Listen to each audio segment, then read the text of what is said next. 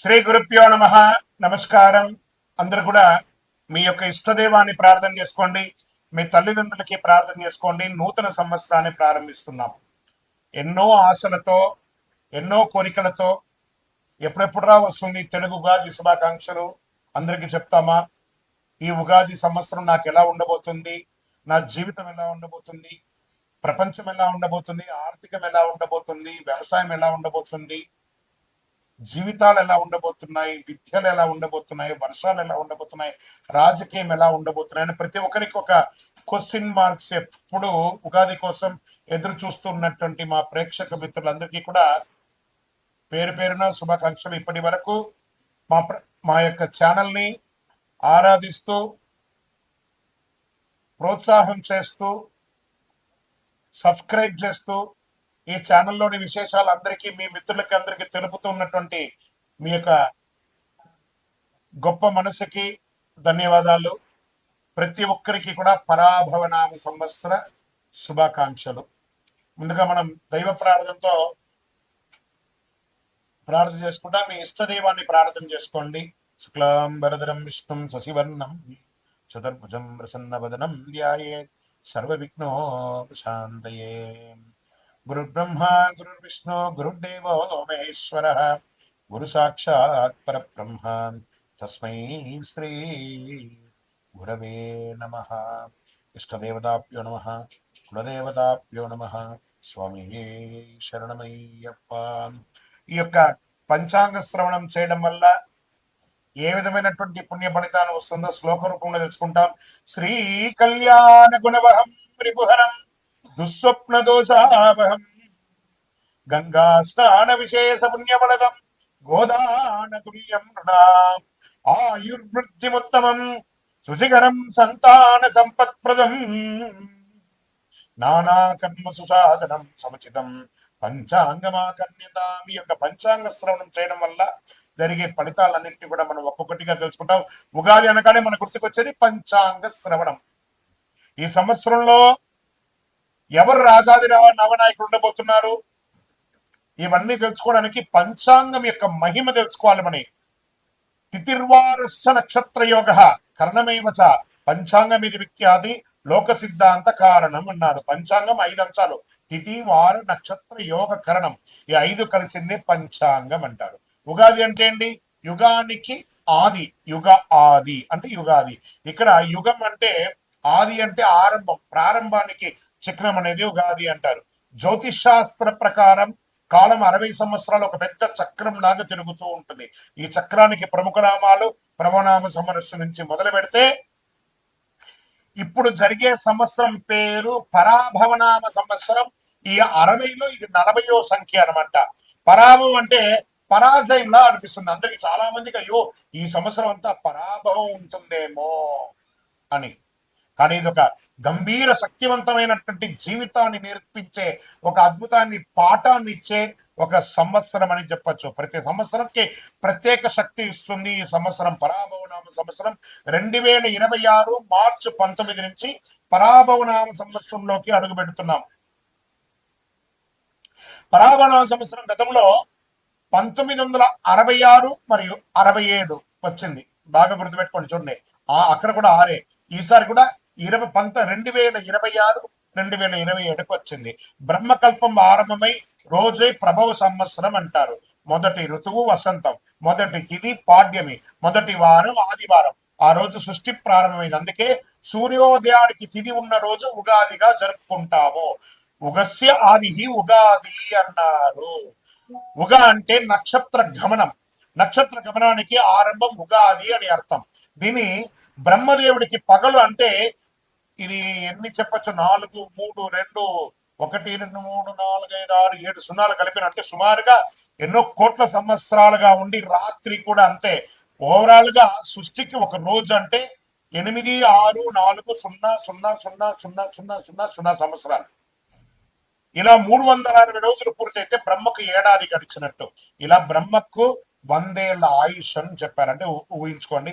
ఇప్పటి వరకు 6 బ్రహ్మలు సృష్టికర్తను పూర్తి చేశారు. ప్రస్తుతం 7వ బ్రహ్మ ద్వితీయ పదార్థంలో ఉన్నాడు.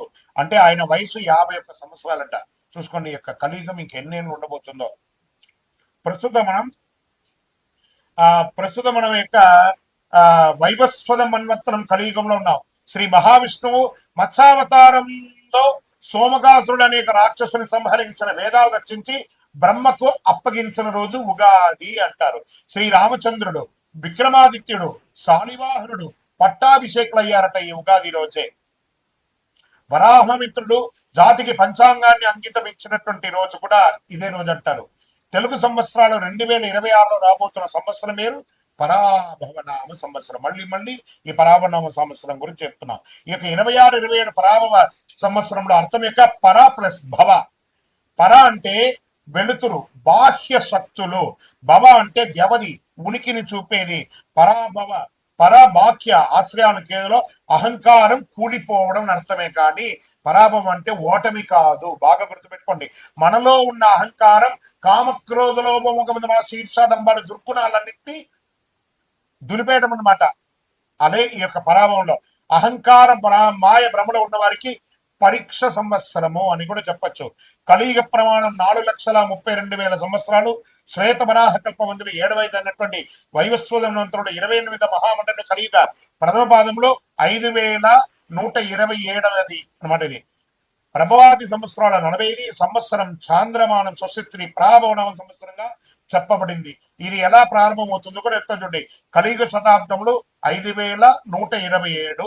శ్రీ ఆదిశంకరాచార్యులు ఉద్భవించినటువంటి 2,097. శాలివాహన శతాబ్దములు 1948. అసలీ శతాబ్దములు 1436/37.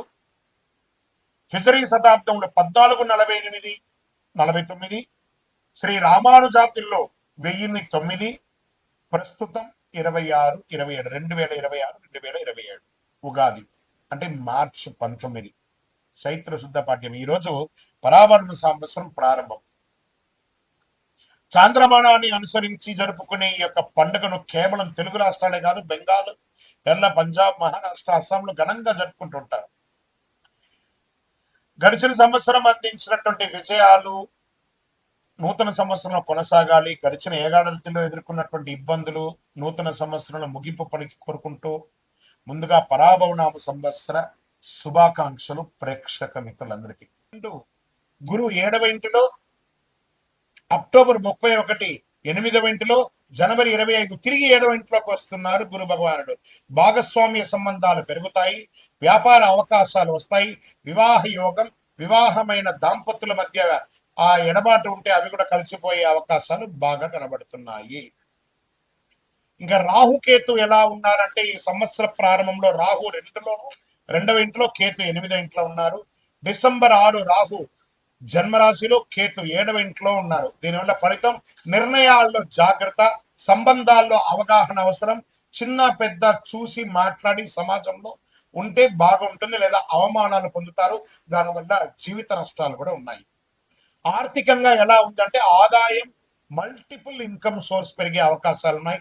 వ్యాపారంలో లాభం, కొత్త పెట్టుబడులు వచ్చే అవకాశాలు ఎక్కువ కనబడుతున్నాయి. ఉద్యోగస్తులకి ఉద్యోగంలో పురోగతి, పదోన్నతి అవకాశం, ప్రభుత్వ రంగంలో లాభం అని కూడా చెప్పచ్చు చక్కగా. ఇంకా విదేశీయ ఉద్యోగాల్లో ఉన్నవాళ్ళు, పోగొట్టుకున్న వాళ్ళకి ఇదొక అవకాశం, మంచి అవకాశం. జూన్ తర్వాత మంచి అవకాశాలు రాబోతున్నాయి. ఇంకా ప్రైవేట్ రంగంలో ఉద్యోగస్తులకి కొంచెం మిశ్రమ ఫలితంగా కూడా కనబడుతుంది. ఇంకా వ్యాపారంలో ఉన్న వాళ్ళకి స్పెక్యులేషన్, షేర్ మార్కెట్ బాగా కలిసి వస్తుంది. మ్యానుఫ్యాక్చరింగ్ రంగం వారికి చాలా మంచి ఫలితాలు రాబోతున్నాయి. ఇంకను రీటైల్ రంగం వాళ్ళు ఉంటారు చూసారా, కిరాణము, ఎలక్ట్రానిక్స్, అన్ని రీటైల్స్, ఒక్క రీటైల్ కాదు, ఎన్ని రీటైల్స్ ఉంటే అన్ని రీటైల్స్ వారికి కూడా ఇది అనుకూలమైనటువంటి సమయం అని కూడా చెప్పవచ్చు. ఈ ఆరోగ్య పరంగా మోకాళ్ళ నొప్పి, స్కిన్ రిలేటెడ్ అలసట, వ్యాయామం లేకుండా ఉండడము, దీనివల్ల ఒబిసిటీ పెరగడము, ఇలాంటి అవకాశాలు ఆరోగ్యపరంగా ఉన్నాయి. శస్త్రచికిత్స కూడా అయ్యే అవకాశాలు కనబడుతున్నాయి. జాగ్రత్త పడండి అని కూడా చెప్పచ్చు. ఇంకా ఉద్యోగపరమైనటువంటి ప్రయాణాలు, వ్యాపారపరమైనటువంటి ప్రయాణాలు, విద్యాపరమైనటువంటి ప్రయాణాలు, ఆధ్యాత్మిక ప్రయాణాలు, వీటన్నిటిలో కూడా మిశ్రమంగా ఉంటుంది. మీ విలువైనటువంటి ద్రవ్యాలని, వస్తువుల్ని జాగ్రత్తగా పెట్టుకోవాలని కూడా చెప్పడం జరిగింది. ఓకే, ఇక్కడ వ్యవసాయదారులకి మెండుగా ఉందని కూడా చెప్పడం జరుగుతుంది. వ్యవసాయదారులకి చాలా చాలా చాలా చాలా బాగుంటుంది ఈ సంవత్సరం వ్యవసాయదారులకి. ఇంకా డాక్టర్స్, ఐఏఎస్, ఐపీఎస్ సెక్టార్లంగా వాళ్ళు, సర్వీస్ సెక్టార్లు, ఈ న్యాయవాదులు, తర్వాత డిఫెన్స్ లో ఉన్న వాళ్ళు, జవాన్స్, వీళ్ళకందరికీ కూడా చాలా మంచి సమయం అని కూడా చెప్పచ్చు. కానీ పై అధికారుల దగ్గర కాస్త జాగ్రత్తగా ఉండవలసినటువంటి సమయం వచ్చింది. ఇంకా నక్షత్ర వారిగా ప్రయాణాలు అని చూసుకుంటే ఉత్తరాషాఢ నక్షత్రం 2, 3, 4 పాదములు గౌరవం పెరుగుతుంది, ఉద్యోగ పురోగతి పెరుగుతుంది, నాయకత్వ లక్షణం పెరుగుతుంది. రాజకీయ నాయకులుగా ఉన్న వాళ్ళకి ఇదొక మంచి సమయం అని కూడా చెప్పచ్చు. శ్రవణ నక్షత్రంలో విద్యల అభివృద్ధి, కుటుంబ సంతోషం, గృహ సౌఖ్యం అనేది పెరుగుతుంది. ఇంకా ధనిష్ట నక్షత్రం వారికి 1, 2 పాదాలకి ధనలాభం, కొత్త అవకాశాలు, వ్యాపారాభివృద్ధి, రాజకీయాభివృద్ధి, సమాజంలో పలుకుబడి పెరుగుతుంది. ఇంకా అదృష్ట సంఖ్యలు 5, 6, 8. అదృష్ట రోజులు శనివారం, బుధవారం. అదృష్ట రంగులు నీలం మరియు పచ్చ. మరి పరిహారాలు ఈ సంవత్సరం చేయవలసినటువంటి పరిహారం: శని భగవానికి శని పూజ చేయాలి, తైలాభిషేకం చేయాలి, గోపూజ చేయాలి, రుద్రాభిషేకం చేయాలి, ఇష్ట దైవ ప్రార్థన చేయాలి. మీ కులదైవంకి దేవాలయానికి వెళ్ళి మీ వయస్సు ఎంత ఉందో అన్ని లెక్కతో ఒత్తులు మట్టి ముక్కుల్లో వేసి నువ్వుల నూనెతో దీపం వెలిగించాలి. ఇంకనూ శక్తివంతమైనటువంటి పరిహారం, అతి శక్తివంతమైనటువంటి 48 రోజులు పూజ చేసినటువంటి చండీ సదృశోమాలు చేసి సుబ్రహ్మణ్య భుజంగం చేసినటువంటి కరుంగాళి మాలను ధరించండి. జన వశీకరణ పొందండి, గ్రహదోషం తొలగించుకోండి, ఆటంకాలన్నీ ఇంకను మీ వ్యక్తిగత జాతకం తెలుసుకోవాలనుకుంటున్నారా? మీ పరిసర ప్రాంతాల్లో ఉన్నటువంటి సద్గురువులను సంప్రదించి మీ యొక్క జాతకం తెలుసుకోండి. లేదా మా ద్వారా తెలుసుకోవాలనుకుంటున్నారా?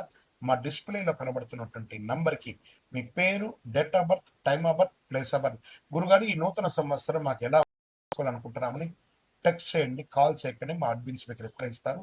విజయోస్తు.